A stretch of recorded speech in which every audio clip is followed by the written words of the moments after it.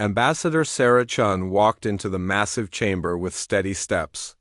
The Grand Assembly Hall of the Galactic Council stretched out before her like a metal cathedral.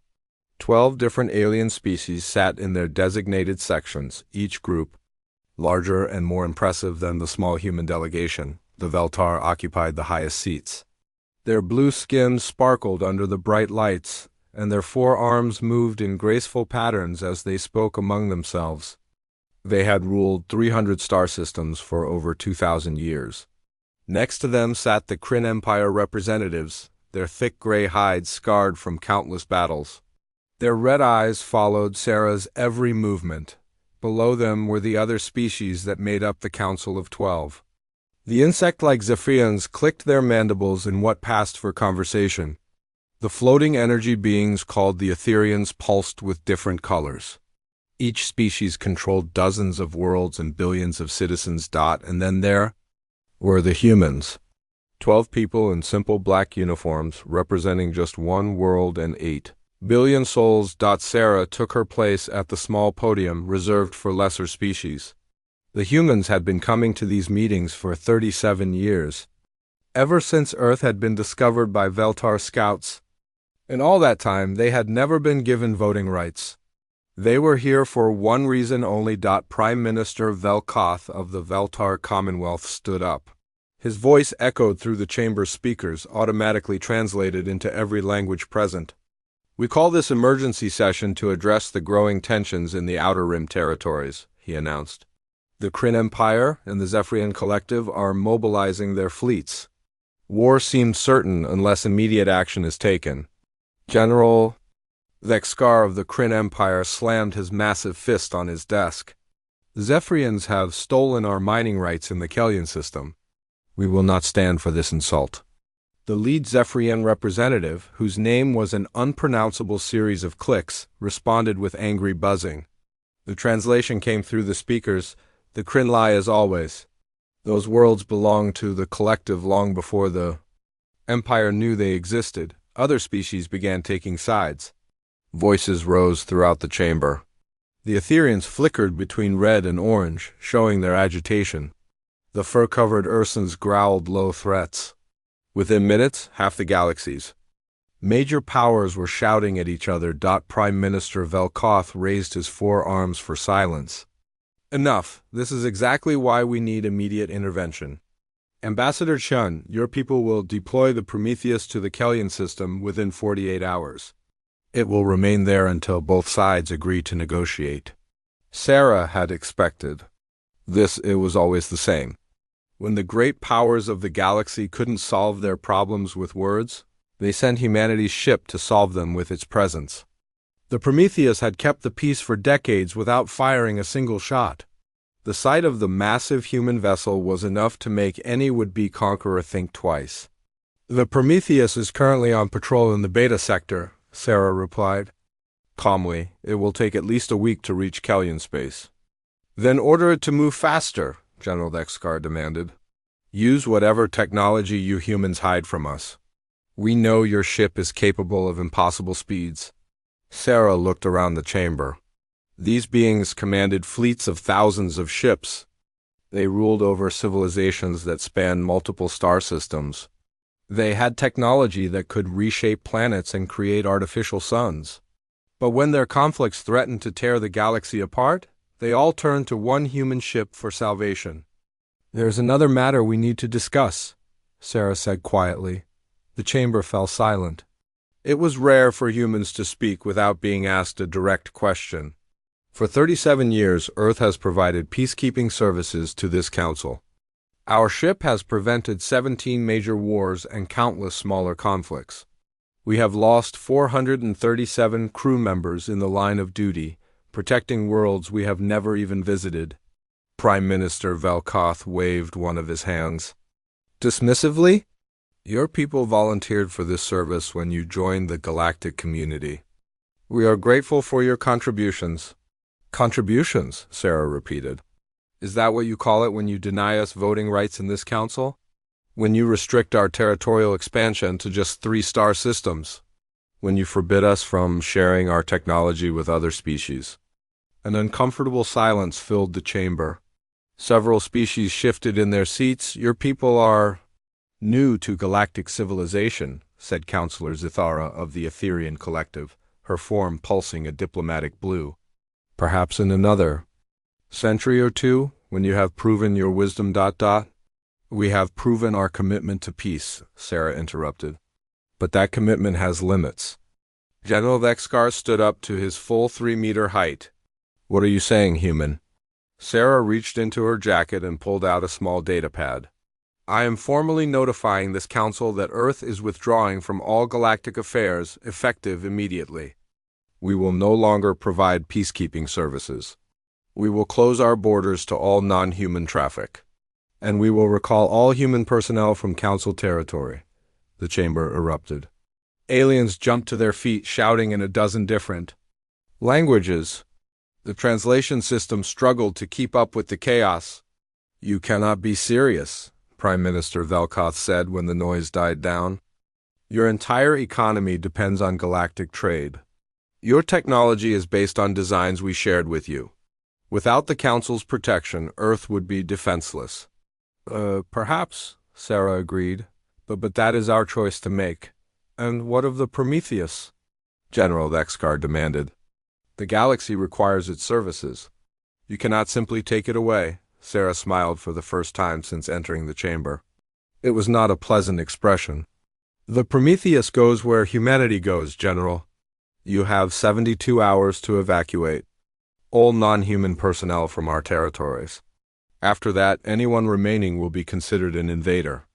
"This is madness," Counselor Zithara pulsed bright red.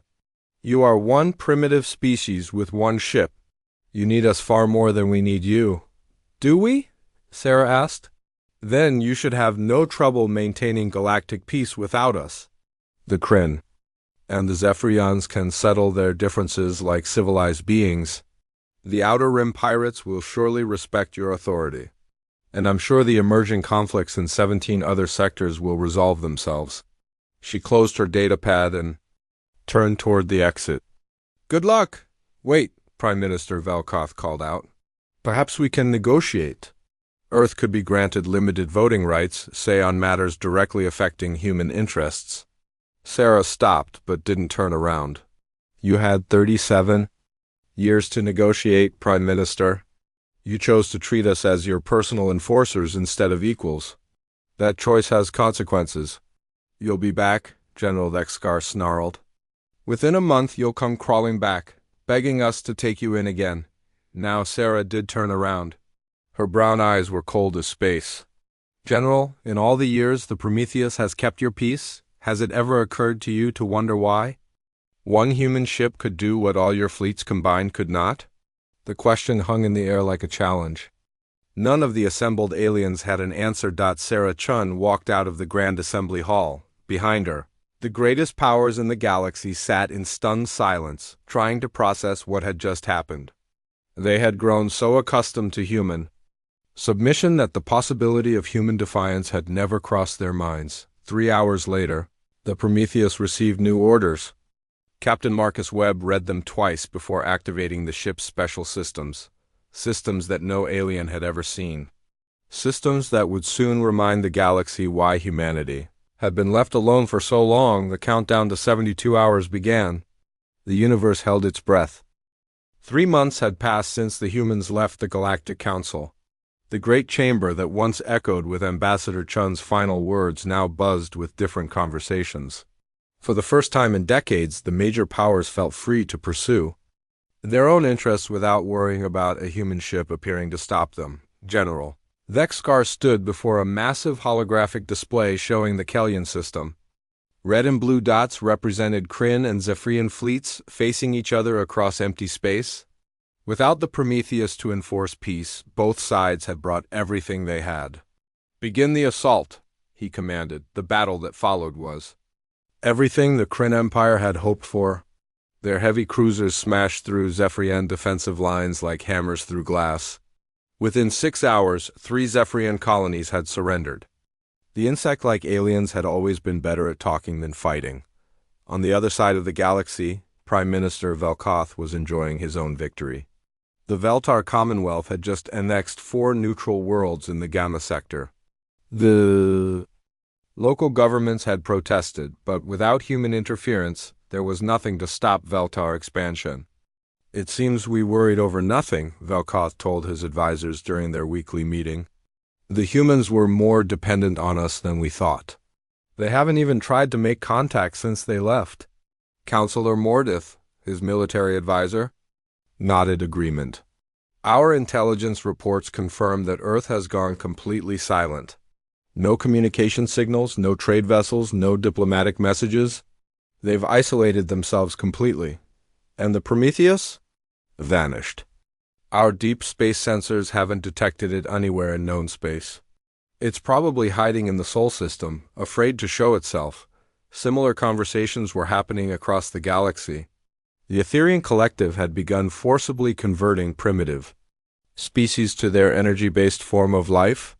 The Ursans were raiding cargo ships along major trade routes. The Aquatic Union was flooding worlds to create new ocean planets for their expanding population. For 3 months, it seemed like the galaxy had finally been freed from human meddling. Then the reports started coming in. Captain Zelik of the Frontier Guard was the first to notice something wrong. His patrol ship was investigating why the mining station on Kepler 442 had missed its weekly check-in. What he found made no sense. The station was gone. Not destroyed, not abandoned, simply gone. There was no debris field, no radiation signature, no sign that anything had ever existed in that location. Even the asteroid the station had been built on was missing. Control, this is Patrol 7, Zelik reported back to headquarters. I'm at the coordinates for mining station Delta 5. There's nothing here. Confirm your navigation, Patrol. 7. You should be seeing a Class C asteroid with full mining facilities. Zelik checked his instruments 3 times. Navigation is correct. I'm exactly where I should be. But there's nothing here except empty space. The Frontier Guard dismissed. It has a navigation error. Perhaps the mining station had moved to a different asteroid. These things happen in the outer territories where record-keeping was often poor, but then more reports arrived. The entire Epsilon 7 system, 4 planets and a small sun, had vanished from the outer rim, a trade convoy heading to New Geneva. Found empty space where a thriving colony world should have been. The automated lighthouse on Jump Point Sigma had stopped broadcasting, and when investigators arrived, they found no trace it had ever existed. Within 2 weeks, 17 different locations had simply disappeared from the galaxy. All of them were on the outer edges of known space, far from the major civilizations. The Council of 12 held an emergency meeting to discuss what was happening. It must be some kind of natural phenomenon, insisted Dr. Ylara the Zephyrian science advisor. Perhaps a new type of star that absorbs matter instead of creating it. Nonsense, growled General Lexkar. Stars don't make entire systems disappear without leaving any trace. This has to be the work of an enemy. What enemy? Asked Prime Minister Velkoth. We are the major powers in this galaxy. There is no one else with this kind of capability. Counselor. Zithara's energy form flickered nervously. Perhaps we should consider contacting Earth. The humans might have some insight into these disappearances. The suggestion was met with angry responses from around the chamber. The proud species that had mocked humanity 3 months ago were not ready to admit they might need human help. We handled galactic affairs for thousands of years before the humans arrived, declared Admiral Vextar of the Aquatic Union. We can handle this without them. But the disappearances continued, and they were getting closer to civilized space. The breakthrough came from an unexpected source. Dr. Zilith, a young Veltar scientist studying deep space phenomena, was analyzing sensor data from the edge of the galaxy when she noticed something strange. The disappeared locations weren't random. They formed a pattern, working through the night. She mapped every reported disappearance on a 3-dimensional galaxy chart. What she found made her blood run cold. The missing systems formed a perfect spiral, slowly moving inward toward the galactic core. More terrifying, she could calculate where the spiral would strike next. It's heading for the beta sector, she told her supervisor. At current rate of expansion, it will reach the Kryn frontier worlds within 2 weeks. Her supervisor, Dr. Kelmore, studied the data with growing alarm. This can't be natural. The pattern is too perfect, too deliberate. Something is doing this intentionally. But what? And why? Before Dr. Kelmer could answer, his communication device chimed with an urgent message. Another frontier outpost had gone dark. But this time, there was a survivor. The refugee ship limped into Veltar space 3 days later. It was a small cargo vessel that had been docked at Trade Station Echo when the disappearance happened. The captain, a grizzled Ursans trader named Gorak, was found in his ship's medical bay, catatonic with terror. It took 2 days of careful treatment before he could speak coherently. When he did, his words sent shockwaves through the council. The space... The space was wrong, he whispered to Dr. Zillith, who had volunteered to interview him. The station was there one moment, and then it was ... somewhere else. The stars were moving backward. The planets were inside out. I saw my own ship in the distance, but it was me from yesterday, warning me not to approach. What do you mean the space was wrong? Gorak grabbed her arm with desperate strength. Reality was breaking. Apart, the laws of physics stopped working. And in the middle of it all, I saw something. A ship, but not like any ship I've ever seen. It existed in too many dimensions at once.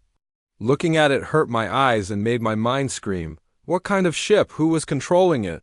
I don't know who was controlling it, but I know what it was doing. It was done making things, taking them apart piece by piece, atom by atom, until they never existed at all. Dr. Zillith felt a chill run down her spine. Did you see any markings on this ship? Any way to identify where it came from? Gorak was quiet for a long moment. When he spoke again, his voice was barely audible. There were symbols on the hull. Strange writing I'd never seen before. But my ship's computer recognized the language. It was ... It was human. The news reached the council within hours. The species that had celebrated humanity's departure now faced a terrifying possibility. Somewhere in the darkness between the stars, the Prometheus was methodically erasing parts of the galaxy from existence. And it was heading straight for them. In the council chamber, 12 proud civilizations sat in stunned silence. They had thought the humans were gone. They had thought themselves free. Now they realized that humanity hadn't left the galaxy at all. They had started taking it apart. General Vexkar had commanded fleets for over 40 years. He had conquered 17 star systems and personally led the assault on the Zephyrian homeworld. But as he stood before the largest gathering of warships in galactic history, he felt something he had never experienced before: genuine fear. 3,000 ships floated in perfect formation around the Kryn Empire's primary naval base. Every major species had contributed vessels to the hunt. Veltar battleships with their gleaming blue hulls hung alongside the dark, angular cruisers of the Ursans. The Etherians had manifested their energy forms into ship-like constructs that pulsed with deadly power. Even the normally peaceful Aquatic Union had sent their rare deep space vessels. This is the largest military force ever assembled, Admiral Vexstar reported through the communication link. Over 3,000 ships, 47 different weapon systems, and the combined experience of 12 civilizations. Whatever the humans are doing out there, we will stop it. Vexkar nodded as he reviewed the tactical displays. The disappearances had reached the edge of civilized space. Entire colonies were vanishing every few days now. The pattern was clear. Whatever was causing this was moving steadily toward the galactic core, toward the homeworlds of every major species. Remember, he addressed the fleet commanders, we are not just hunting one ship. We are saving the galaxy. The Prometheus has somehow gained the ability to erase matter from existence.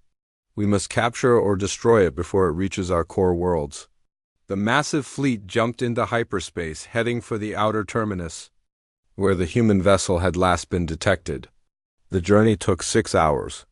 When they arrived, Vexkar immediately knew something was terribly wrong.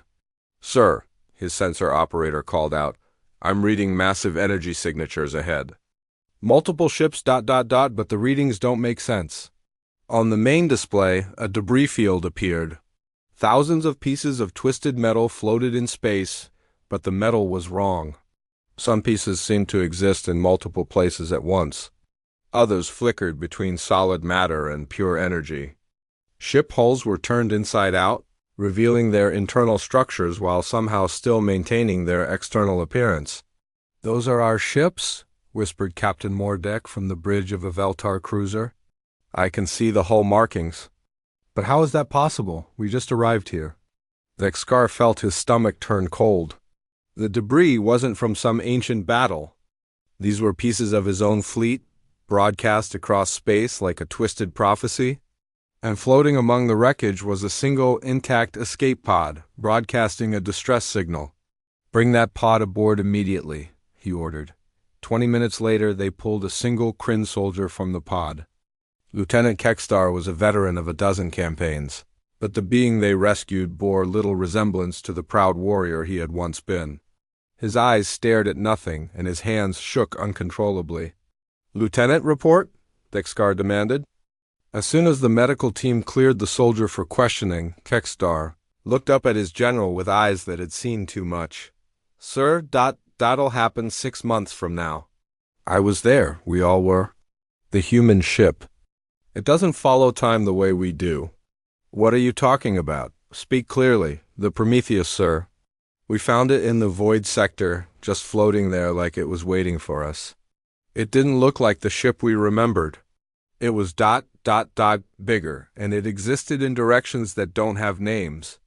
When we tried to approach, reality started to break down around it."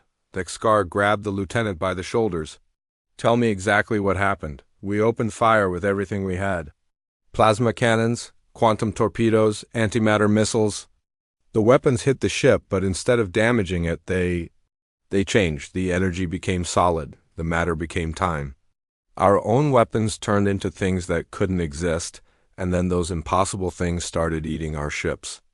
"That's impossible. Matter cannot become time." "I know, sir. But I watched it happen, and then the Prometheus responded. It didn't fire back at us. Instead, it fired backward through time. Our ships were destroyed 6 months before we attacked. But somehow we were still there to see it happen." Dr. Zilith, who had been monitoring the interview, stepped forward. "Lieutenant, you said the ship was different from what you remembered." "How?" Kextar's voice dropped to a whisper. "The Prometheus we knew was just a disguise. The real ship is something that exists outside our understanding of space and time. It can move through dimensions we don't even have words for. And every time we tried to track it, it split into multiple versions of itself, each one in a different timeline." "Multiple versions?" "I saw myself die 17 different ways, sir. In one timeline, our ship was turned into pure mathematics. In another, we aged backward until we became our own children. And in the worst one, the Prometheus made us understand what we really were." "What do you mean?" Kextar looked directly at Vexcar. "We weren't hunting the humans. General, we were their creation. All of us, every species in this galaxy. The humans didn't join our civilization, they built it. We're not fighting our equals, we're fighting our makers." The bridge fell silent. Everyone present had heard the lieutenant's words, but no one wanted to believe them. "That's trauma talking," Admiral Vextar said through the communication link. "The stress of whatever happened has affected his mind." But Dr. Zilith was studying her scanner readings with growing alarm. "General, I'm detecting massive spatial distortions throughout this area. The fabric of spacetime itself has been altered. According to these readings, this region of space exists in at least 7 different dimensional states simultaneously." "What does that mean?" "It means the lieutenant is telling the truth. Something has the power to manipulate reality itself. And if the debris field is any indication, it's heading straight for us." As if summoned by her words, alarms began blaring throughout the fleet. On every ship, sensors detected the same impossible thing, a massive object approaching from 6 different directions at once, The Prometheus materialized in the center of the formation, but not as anyone remembered it. The sleek human dreadnought was gone, replaced by something that hurt to look at directly. It existed in dimensions that eyes couldn't process and moved in ways that violated every law of physics. "All ships, open fire," Dexcar commanded. 3,000 warships unleashed their fury on the human vessel. The combined firepower could have destroyed a small moon, but as the energy beams and missiles reached their target, something impossible happened. The attacks passed through the ship and hit the fleet behind it. The massive formation found itself firing on itself, weapons that had been aimed at the human ship somehow. Redirected to target their own allies, ships began exploding throughout the formation. But these weren't normal explosions. Some vessels imploded into points of pure gravity. Others burst into showers of light that sang with haunting melodies. A few simply faded away as if they had never existed at all. "Retreat," Dexcar ordered. "All ships, fall back immediately," but retreat was impossible. The space around them had become a maze of contradictions. Ships that tried to jump to hyperspace found themselves arriving at their own departure point.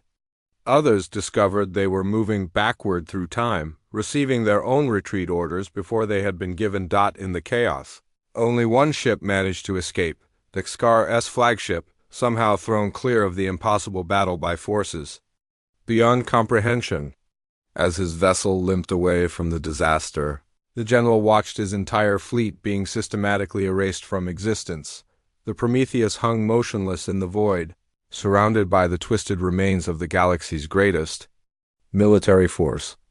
Then, impossibly, it began to multiply. 2 ships became 4, 4 became 8, each one existing in a different timeline, but all sharing the same devastating purpose. Lieutenant Kextar's final words echoed in Dexcar's mind as his ship fled towards civilized space. "We're not fighting our equals. We're fighting our makers."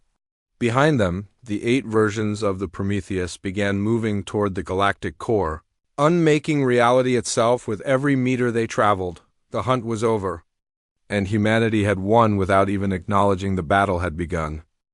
Dr. Zillith had not slept in 3 days.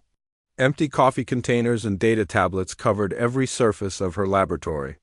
The young Veltar scientist stared at the holographic display floating before her, showing archaeological data from across the galaxy. What she had discovered would change everything. "This cannot be right," she whispered to herself for the 100th time. But the evidence was overwhelming. The door to her lab opened and Dr. Kelmer entered, looking concerned. "Zillith, you missed the emergency council meeting. Prime Minister Velkoth specifically requested your presence." "I couldn't leave," she replied without looking away from her display. "Not when I'm this close to understanding the truth." "What truth? The entire galaxy is falling apart? The gray zones are expanding faster than ever. Half the Outer Rim territories have simply vanished. We need solutions, not research." Zillith finally turned to face her supervisor. Her eyes were red from exhaustion, but they burned with terrible knowledge. "Kelmer, how long have the Veltar existed as a spacefaring civilization? What kind of question is that? Everyone knows our history. We achieved faster-than-light travel approximately 4,000 years ago. We established our first colonies 3,800 years ago. This is basic education." "And how did we achieve faster-than-light travel?" Kelmer frowned. "Through the discovery of quantum fold mathematics. The principles were found in ancient ruins on our homeworld." "Why are you asking these obvious questions?" Zillith activated a new section of her display. Ancient symbols appeared in the air, rotating slowly. "These are the mathematical formulas that made FTL travel possible for our people. I've been studying them for weeks, trying to understand the pattern behind the disappearances." "And the mathematics are not Veltar in origin?" "In fact, they're not from any known galactic civilization." She paused, her voice becoming barely audible. "They're human." Kelmer stared at the symbols. "That's impossible. Humans have only been part of galactic civilization for 37 years. These formulas are thousands of years old." "Exactly. Zilith activated another display. Look at this. Communication frequencies that allow different species to understand each other.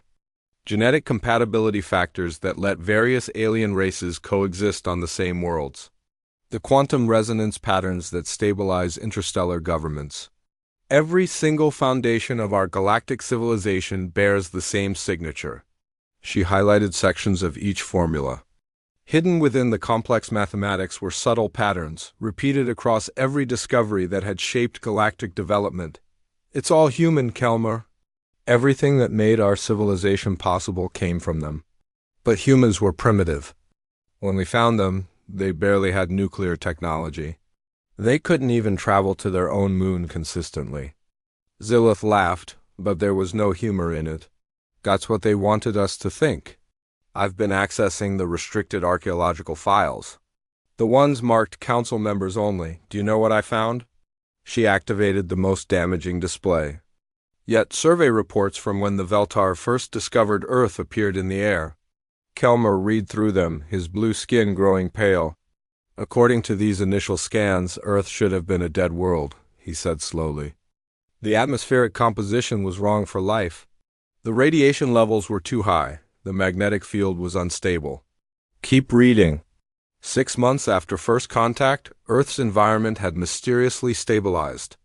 The humans claimed it was natural recovery from an ancient disaster, but he stopped reading and looked at Zilith in shock. They terraformed their own planet to appear primitive. They made themselves look helpless. It gets worse. Zilith opened another file. Remember the Great Plague that nearly wiped out the Zephyrian species 800 years ago? The one that killed billions before mysteriously disappearing? Of course. It's taught in every history class as an example of how diseases can threaten entire civilizations. The cure appeared overnight. No research, no development period. Just a complete vaccine that worked perfectly. The Zephyrians claimed their scientists had a breakthrough, but look at the molecular structure of that vaccine. The formula appeared in the display. Like all the others, it bore the subtle human signature. The humans saved the Zephyrians from extinction, Kelmer said.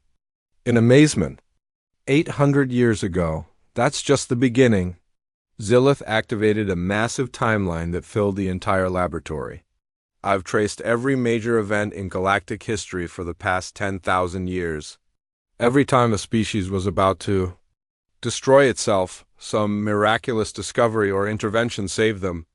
The Kryn Empire's civil war ended when both sides mysteriously developed the same peace treaty language. The Ursans stopped their cannibalistic practices after finding ancient tablets that taught them agriculture. The Etherians learned to control their energy forms after discovering meditation techniques in cosmic background radiation. The timeline showed hundreds of similar events, all connected by thin lines to a single source. Every intervention bears human fingerprints, Zilith continued. They've been guiding galactic civilization for millennia, always from the shadows, always pretending to be something they're not. Kelmer sank into a chair, overwhelmed by the implications. If this is true, then what is the Prometheus really doing? Why are they destroying everything they helped build? They're not destroying it. Zilith activated a new display showing the pattern of disappearances. Look at the areas that have vanished. What do they all have in common? Kelmer studied the data. They're all regions with current conflicts, the Kryn-Zephyrian war zones, the Veltar expansion territories, the pirate-controlled sectors. Exactly, they're not randomly destroying the galaxy. They're selectively removing the parts that have become corrupted or violent. The gray zones aren't destruction, they're preparation. Preparation for what? For starting over again. Zilith activated the final display, the one that had kept her awake for 3 days. It showed geological and archaeological evidence. From dozens of worlds across the galaxy, I found traces of previous civilizations on 17 different homeworlds. Not primitive ancestors, advanced spacefaring cultures that simply vanished without explanation. The dating is impossible to determine because the evidence exists in temporal loops, but the pattern suggests this has happened before. You're saying the humans have destroyed and rebuilt galactic civilization multiple times? I'm saying the humans are galactic civilization. We're not separate species that evolved independently. We're all variants of the same basic template, modified and guided by humanity to fill different roles in their grand design. She highlighted genetic markers in the display. Look at this. Despite being from completely different worlds, every spacefaring species in the galaxy shares certain DNA sequences. Sequences that have no business existing in nature but are perfectly designed for interstellar cooperation. We're artificial. We're children, Zillith corrected. Created by parents who have been watching over us for millions of years. And when the children misbehave, when they become violent and destructive, the parents step in to correct the situation. The laboratory fell silent except for the humming of the displays. Both scientists stared at the evidence of their own artificial origin. The Council needs to know, Kelmer said finally. The Council will never accept this. They're too proud, too invested in their own power. That's exactly the kind of thinking that forces the humans to intervene. Then what do we do? Before Zillith could answer, alarms began blaring throughout the building. Emergency broadcasts flooded every communication channel in the Veltar Commonwealth. "Attention all citizens," came the panicked voice of a space traffic controller. "Multiple gray zones have appeared around the homeworld. Repeat, reality distortions are manifesting in the Velkoth system. All ships are advised to maintain safe distance from affected areas." Zillith and Kelmer ran to the laboratory's main window. In the sky above their world, sections of space flickered between existence and nothingness. The very air seemed to shimmer as fundamental forces stopped working properly. "It's too late," Zillith said quietly. "The humans have come for us." In orbit around their homeworld, 8 identical ships that existed in impossible dimensions began their work of unmaking. Corrupted reality. The Veltar Commonwealth, which had ruled hundreds of worlds for thousands of years, discovered they were about to become a footnote in a history that had always belonged to someone else. The truth had been revealed too. Late to change anything. Humanity's children had failed their test, and now their makers had come to clean the slate once more. The council chamber had never been so quiet. Where once 12 proud species had ruled the galaxy, now only 5 representatives remained. The others had simply ceased to exist when the gray zones reached their homeworlds. Not destroyed, not conquered, erased from reality as if they had never been born. Prime Minister Velkoth sat alone in the vast Veltar section. His people's vast empire of 300 worlds had been reduced to their original homeworld and 2 small colonies. The rest existed in a strange twilight state, flickering between reality and nothingness. General Vexkar represented what remained of the Kryn Empire. His military might had proven useless against an enemy that could rewrite the laws of physics. Half his species now aged backward through time, becoming children and then infants before fading into nothing. The Zephyrian delegate clicked her mandibles nervously.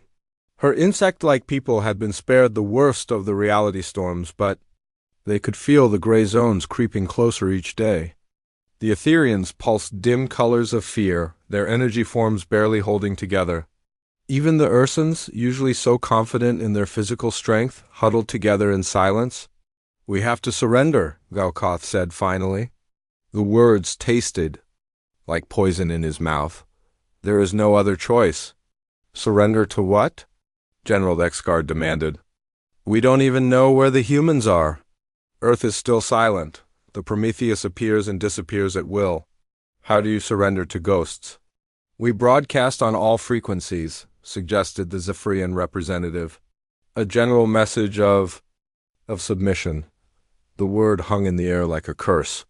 These were species that had ruled star systems for thousands of years.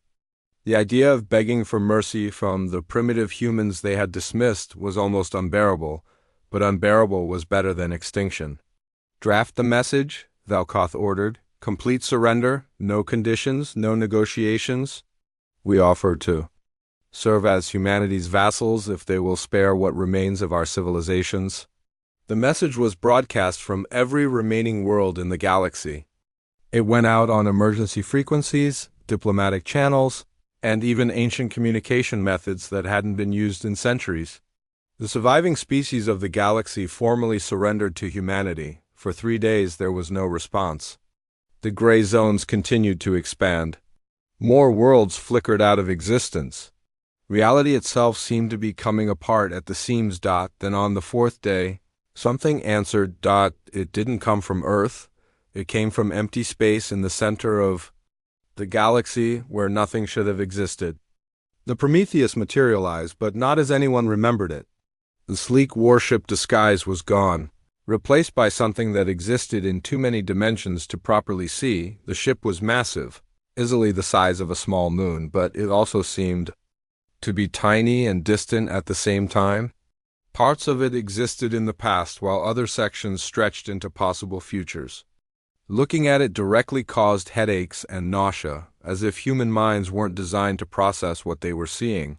A communication signal reached the council chamber.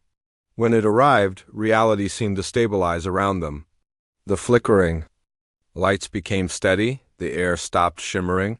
For the first time in weeks, the laws of physics worked normally. A human face appeared on the main display. Captain Marcus Webb looked exactly as he had 37 years ago when humanity first joined the galactic community. He hadn't aged a day. "Members of the former Galactic Council," he said calmly, "we have received your surrender." Velkoth stood up quickly. "Captain Webb, we wish to apologize for our treatment of humanity. We were wrong to deny you equal representation. We were wrong to use you as enforcers. We are prepared to make amends." Webb's expression didn't change. "You misunderstand the situation, Prime Minister. This isn't about political representation or equal treatment. This is about fundamental failure." "What do you mean?" "You were given every opportunity to develop wisdom alongside your technology. Instead, you chose violence and domination. The Kryn Empire expanded through conquest. The Veltar Commonwealth enslaved primitive species. The Zephyrians bred other races for food. Every species in this galaxy reverted to the same destructive patterns we have seen countless times before." General Dexkar stepped forward. "What do you mean, countless times?"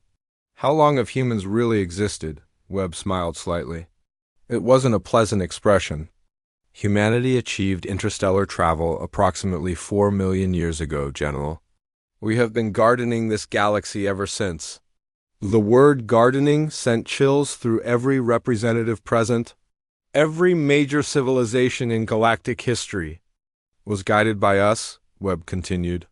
"We provided the mathematical foundations for faster-than-light travel. We introduced technologies that would allow different species to coexist peacefully.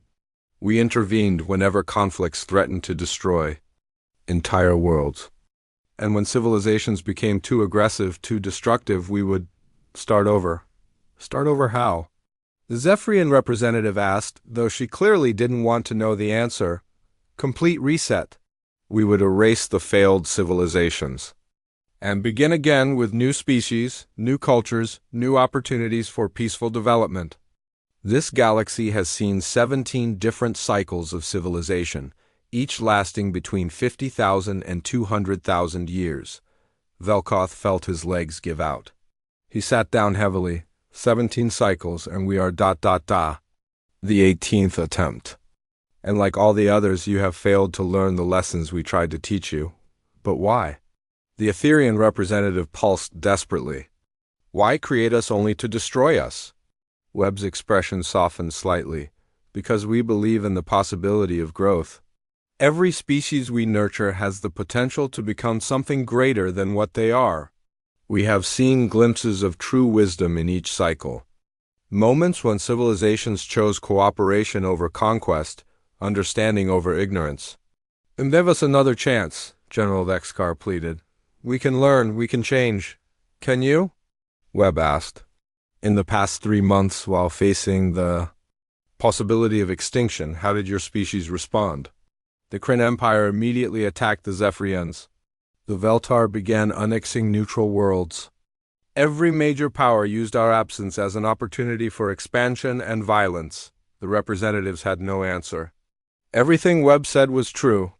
"However," Webb continued, This cycle has produced something new. Dr. Zillith of the Veltar Commonwealth uncovered the truth about galactic history. Her research and conclusions show a level of intellectual curiosity and scientific integrity we have not seen in previous cycles. Hope flickered in Valkoth's eyes. Does that mean... It means we will. Try a different approach this time. Instead of a complete reset, we will implement a partial reconstruction. Civilizations that prove too violent or destructive will be erased completely. But species that show potential for growth will be given a new foundation to build upon. The gray zones throughout the galaxy began to shift. Instead of expanding, they started to contract. But as they withdrew, they left changed space behind them. Star systems that had been destroyed in recent conflicts were restored, but without the military infrastructure that had enabled the wars. Aggressive species found their homeworlds relocated to distant parts of the galaxy, separated from potential victims by vast distances. The new galactic order will be different, Webb explained. Humanity will no longer hide our involvement. We will serve as open guardians and guides. Species that demonstrate wisdom and peaceful development will be given advanced technologies and expanded territories. Those that choose violence will find themselves isolated and contained. And our current governments? Velkoth asked. Dissolved. New political structures will be established based on cooperation rather than domination. Leaders will be chosen for their wisdom, not their ability to wage war. The Prometheus began to change as Webb spoke. The impossible, multidimensional ship gradually took on a more conventional appearance. But now it was clearly visible as a massive construct designed for creation rather than destruction. Construction bays opened along its hull, revealing machinery for building worlds and engineering solar systems. This is your final opportunity, Webb said. Prove that you can grow beyond your violent instincts, and you will be welcomed as junior partners in a truly galactic civilization. Fail again, and the 19th cycle will begin without you. The transmission ended, but the Prometheus remained visible in space. Around it, smaller human ships began to appear, hundreds of them, then thousands. A fleet that had been hiding in dimensions beyond normal space revealed itself, ready to begin the work of rebuilding galactic civilization from the ground up. In the council chamber, 5 humbled species contemplated their future. They had been given a gift that 17 previous civilizations had not received, a second chance.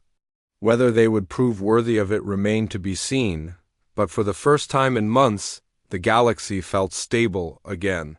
Humanity had returned, not as conquerors but as the parents they had always been, ready to guide their children toward a better future, if those children were willing to learn.